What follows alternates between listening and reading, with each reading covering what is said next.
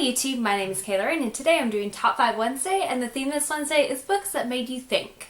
Top 5 Wednesdays was created by Lainey over at Ginger Reads Lainey, and I will link both her channel and the Goodreads group in the down bar below. As usual, I will start with my number 5 pick and work my way down to my number 1. So my number 5 pick is 19 Minutes by Jodi Picoult, and I actually don't have the physical copy with me. I lent it out to a friend years ago and then never got it back.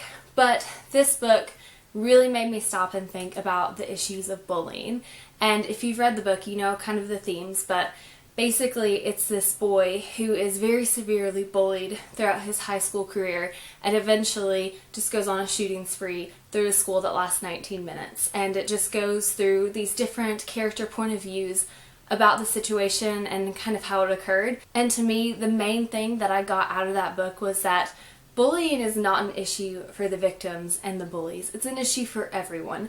Everyone should have a part in stopping bullying and kind of contributing to a safer environment for children to grow up in. So that book really changed my views on bullying, because as someone who was bullied in grade school, I just always thought that it was kind of something that I had to deal with, and maybe my immediate teacher had to deal with.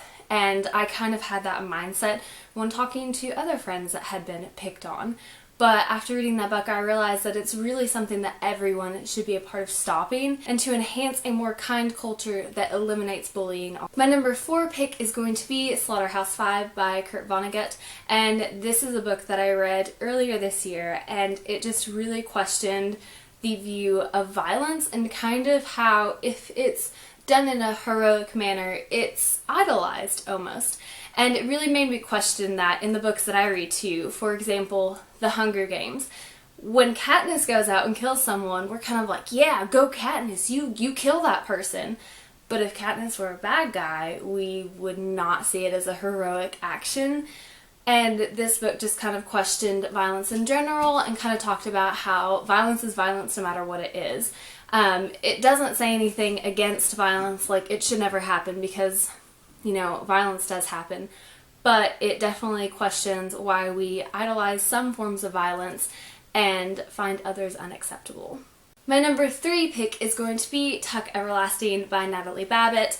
And this is a book that I read as a child, as a teenager, as an adult, and it still just kind of holds the same theme for me, and that's just living the life that you're given and not trying to prolong certain things in your life, enjoying the moments that you have. And this book really gives some great examples as to why that's important, and this book really made me think about trying to live in the present, which is something I struggle with because I'm a planner. I like to plan into the future, look forward to the future, and sometimes I forget that I'm in the here and now, and I need to live this moment and enjoy this part of my life while it's here.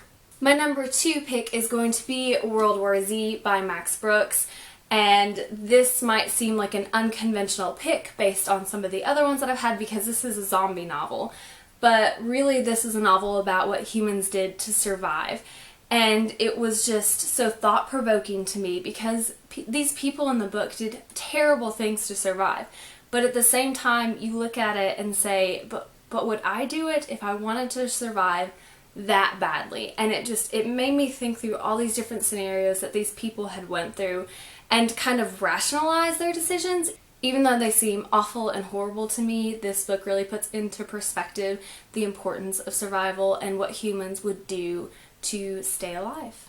And my number 1 pick is going to be The Bell Jar by Sylvia Plath. And this is just one of my favorite books about mental illness in general, just because I think that it very descriptively tells people what it's like to feel depressed. The entire premise of this story is that this woman is trapped under this bell jar that's just filled with her depressive thoughts, and the rest of the world is going on around her. She can see everything that's going on, but she can't quite touch it because she's trapped under her depression. It is not a light read, it's not a happy read, but it's one of the most important books I have ever read in my entire life. I'll say it. It is. Okay guys, maybe those were some controversial topics for you, but I thought they were important to discuss because when I was thinking about the answers that I wanted to choose for this Top 5 Wednesday, those were the ones that came to mind because they were things that made me think outside of the box, outside of what I've been taught, outside of normal conventions, and I wanted to share those with you. So go ahead and comment in the comment section below, what is the #1 book that made you think outside of your normal perspective? Thank you guys for watching. As usual, give this video a thumbs up. If you liked it, subscribe to my channel if you want to see more videos as I upload them. And as always, guys, thank you so much for watching. That's it for Top 5 Wednesdays. Bye!